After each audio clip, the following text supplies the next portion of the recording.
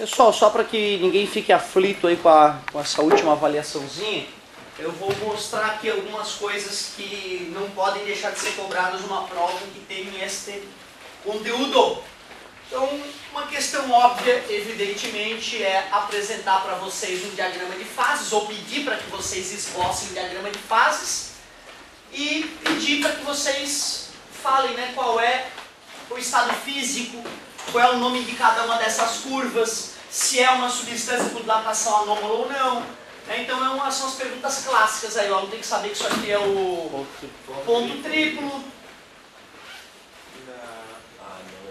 ponto crítico, porque está relacionado com a temperatura crítica, temperatura acima da qual só existe o estado gasoso, que a gente chama de gás. O estado gasoso abaixo da temperatura crítica é chamado vapor.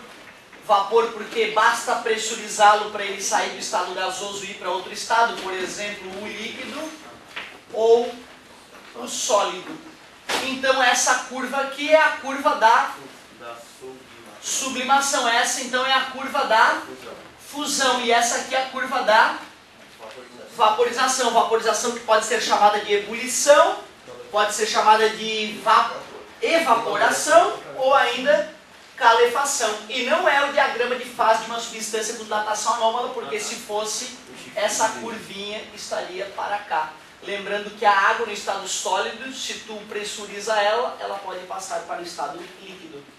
Show de bola. Então não tem nada além disso para ser cobrado diagrama de fases. Mudanças de fase. Com certeza vai ter uma questãozinha que tu vai ter que usar o que macete e o que moleza em algum momento, já que a fase vai mudar. O cara tem que lembrar, né, que durante a mudança de estado físico, a substância pura permanece com temperatura constante. Já o que macete é justamente quando a temperatura muda, portanto é quando a fase não muda. E se a prova envolve que macete e que moleza, uma questão bacana é aquela da UFSC, né? Que tu já fez no segundo ano, que tu já fez esse ano, acredito eu. E isso que é para transformar gelo em vapor ou vapor em gelo. Ou ainda uma mais bonita ainda que o cara usa que macete e que moleza, que é top mesmo, é aquela que eu pergunto, misturando água e gelo, o que vai acontecer no final? Né? Essa é a top, cara. Essa aí é uma questão que é quase irresistível. E torcer para cair na UFSC, né? Porque quando cai na UFSC, só a galera realmente que praticou um pouquinho vai conseguir ela. Então vamos usar o exemplo melhor nessa parte de que macete e que moleza. Misturo 20 gramas de gelo a menos 10 graus Celsius com 80 gramas de água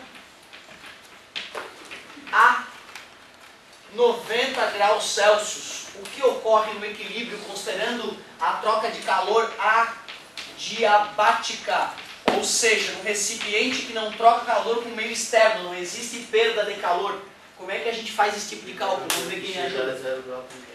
Boa, garoto, assim que me deixa orgulhoso. Primeiro vamos ver quem chega a zero primeiro. É isso aí, esse é o primeiro passo. Vou pegar o gelo, vou pegar a água e vou calcular a quantidade de calor para que ambos cheguem a zero. Que macete no gelo, portanto, e que macete na água. Massa de gelo 20, Czinho do gelo 0,5. Estou supondo que vai chegar a zero. 10 vezes 10. O gelo tem que receber 100 calorias para chegar a zero. Massa de água é 80, Czinho da água é 1. 0 menos 90. A água teria que perder 7.200 calorias para chegar a zero. Quem chegou a zero primeiro? O gelo, porque cada caloria perdida pela água, o gelo recebe. Quando a água tiver perdido 100 e o gelo recebido 100, ela vai estar longe de zero e ele vai ter chego a zero. Isso acontece, é sempre bacana se organizar e passar um visto. O que eu calculo agora? Agora já tenho água quentinha ainda com gelo a zero. O que eu faço agora? Eu vou calcular para ver se ele vai mudar de estado físico, se vai derreter completamente. Por isso é 1, que moleza massa de gelo para derreter é 20, calor latente de fusão eu forneceria, lógico, 80. Então deu 1.600 calorias o gelo precisa receber para poder derreter completamente. Eu pergunto, a água pode fornecer 100 mais 7.600? Totalizando 1.700 sem chegar a zero? Com certeza. Então eu passo visto nisso aqui. Eu já sei que o gelo chega a zero. Sei que o gelo derrete completamente. Portanto, o gelo virou água. Se o gelo virou água, eu já sei que a temperatura da água não vai chegar a zero. Isso é um erro. Quer dizer que essa estimativa que eu calculei só serviu para eu perceber que a água não vai chegar a zero. Ou seja, eu vou ajustar essa equação. No lugar do zero eu vou colocar TF, porque eu não sei qual é a temperatura final. Pronto, a equação da água eu não mexo mais. O gelo chegou a zero, o gelo derreteu, virou. Esse gelo que virou água, eu preciso saber quanto calor ele vai receber até entrar em equilíbrio térmico com essa água que está esfriando. Massa de gelo que virou água? 20. Czinho? 1, porque era 0,5 quando era gelo. Agora já virou água, passou a ser 1 Czinho. Isso é muito delicado. ΔT, o que eu boto aqui no ΔT? TF, porque a temperatura final é aquela mesma temperatura. Menos 0, porque acabou de chegar a zero esse gelo. Acabou de derreter, né? Pronto. Depois que eu montei essas equações, é só lembrar do princípio das trocas de calor, que diz calor recebido mais calor perdido. Isso. Quem é que está recebendo calor mesmo? O calor vai do quente para o frio. O gelo recebe 100 para chegar a zero. Recebe 1.600 para derreter. Mais 20 TF, tudo bem para vocês? Isso tudo é o calor recebido pelo gelo. E quanto que a água perdeu? Perdeu 600. 100 para derreter o gelo. Onde é que está a equaçãozinha do calor que a água perdeu? Parabéns, porque o 7.200 eu eliminei, né? Ela teria perdido 7.200 se ela tivesse chegado a zero. Ela vai perder essa equação aqui, que eu não sei quanto é ainda. 80, que multiplica 1, vezes TF menos 90.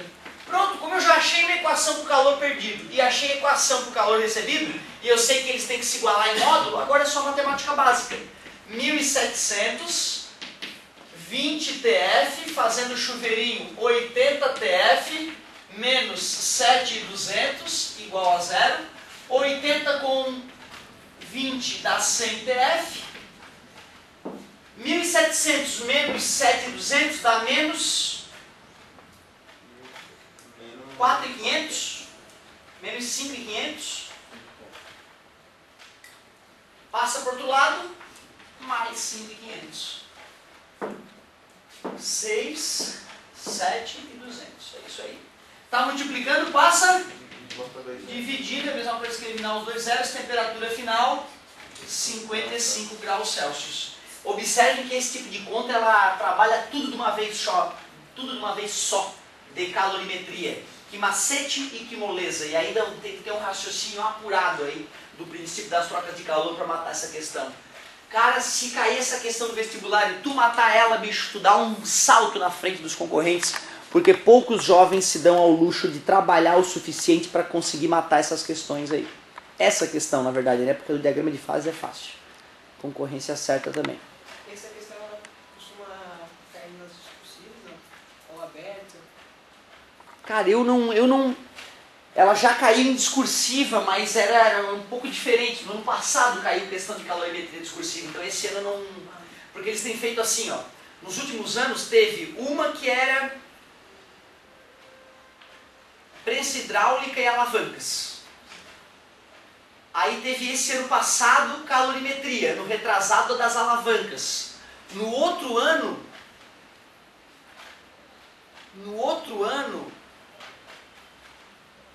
que matéria que foi, cara? Esqueci, eu vi ontem essa matéria. E no outro ano ainda foi circuitos, teve eletricidade. Ou seja, aparentemente ele está migrando de uma matéria para outra, desde que começou a cair as discursivas, e não repetiu nenhuma vez ainda. E como ainda não caiu ótica na parte discursiva, eu estou com um palpite de alguma coisa relacionada à ótica na parte discursiva desse ano. Né? Porque eu acompanhei os outros anos e percebi assim, pô, o cara não está repetindo nenhuma vez, então eu acho que uma ótica seria legal. Mas poderia sim, uma questão discursiva dessa. Só que não seria só ela, tá? Eu acho até mais provável uma questão aberta dentro das 10 do dia da física, desse jeito, do que na parte discursiva junto com a redação. A parte discursiva, geralmente, ele faz uma questão que dá para colocar vários itens sem pesar muito, né? Porque lembre-se, vocês não podem zerar na discursiva. Se zerou na discursiva, está fora, né? Então é importante um dos itens tu conseguir. Não, vou conseguir um pouquinho daquele item, eu consigo. Mesmo que seja só uma palavrinha certa. Esse negócio de zerar na discursiva, tu zera a prova se zerar em todas as discursivas ou mais de uma? Não, basta zerar uma discursiva, cara. Isso é que é perigoso. Tu zerou química discursiva, tá fora. Zerou física discursiva, tá fora. Zerou matemática discursiva, tá fora também. Mas por que parece meio cruel, né? Mas não, galera, a discursiva tem uma pergunta, pelo menos, que é idiota. A outra foi plano inclinado. Então teve plano inclinado, teve alavancas com prensa hidráulica e alavancas. Teve uma que foi circuito elétrico. E teve a de calorimetria no passado. Por isso que eu estou pensando, pô, não foi para ótica ainda essa hora, tá na hora de aparecer alguma coisa de ótica nessa parte. Por isso que eu pensei nisso. Então é isso, galerinha. Por exemplo, aquela que caiu plano inclinado. A letra A represente as forças atuando no sujeito. Ou seja, se o cara representou o peso, ele já não zerou. Mesmo que ele não tenha representado o atrito, a normal, né? Então ele já não zerou, só de colocar o peso verticalmente para baixo. Não vai colocar o peso perpendicularmente para baixo da rampa, né? Que aí também já pode dar problema. Então é isso que é o importante da discursiva, né? Para quem não está fazendo um curso muito competitivo, não pode zerar. Tem que garantir pelo menos parcial num dos itens, certo? Por isso que eu acho que essa aí não seria discursiva. Então tá, revisamos a primeira parte, vamos dar uma revisadinha agora na parte de eletromagnetismo. O que eu vou cobrar de eletromagnetismo?